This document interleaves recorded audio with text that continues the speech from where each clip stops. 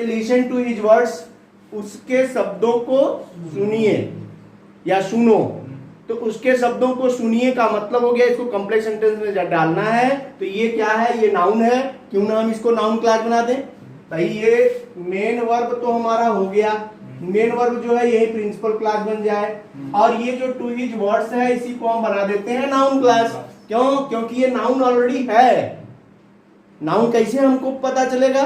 तो नाउन, ये वर्ड्स यानी शब्द नाउन है और इसके पहले पॉसेसिव आया है, इसका मतलब ये नाउन है। ये जब पॉसेसिव केस आ गया तो आपको बहुत ढूंढने की जरूरत नहीं है। पॉसेसिव केस हमेशा नाउन के पहले होता है, इसका मतलब ये नाउन है।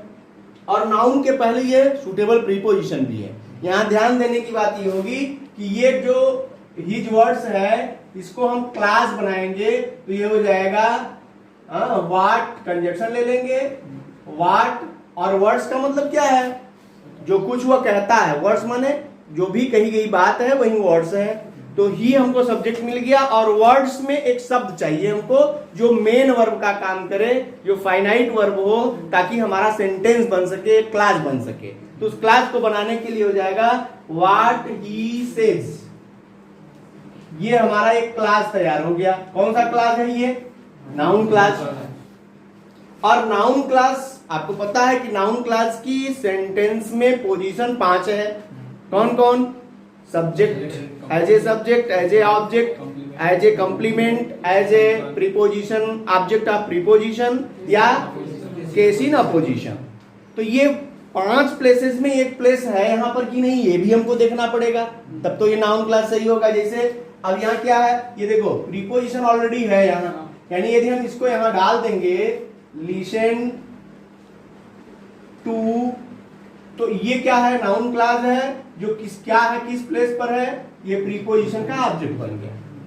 इसका मतलब कॉम्प्लेक्स सेंटेंस बन गया listen to what he says.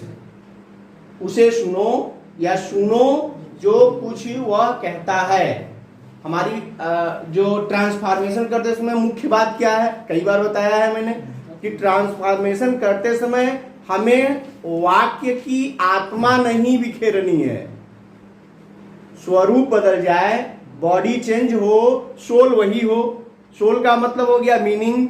Meaning कैसे क्लियर होगी? तो ऊपर से देखो, फिर लिसन टू हिज वर्ड्स, उसके शब्दों को सुनो। और नीचे मैंने कह दिया कि उसे सुनो जो कुछ वह कहता है, या जो कुछ वह कहता है उसे सुनो। तो बात तो दोनों में एक ही है ना, मीनिंग दोनों का सेम है। इसका मतलब हमारा सेंटेंस बन गया।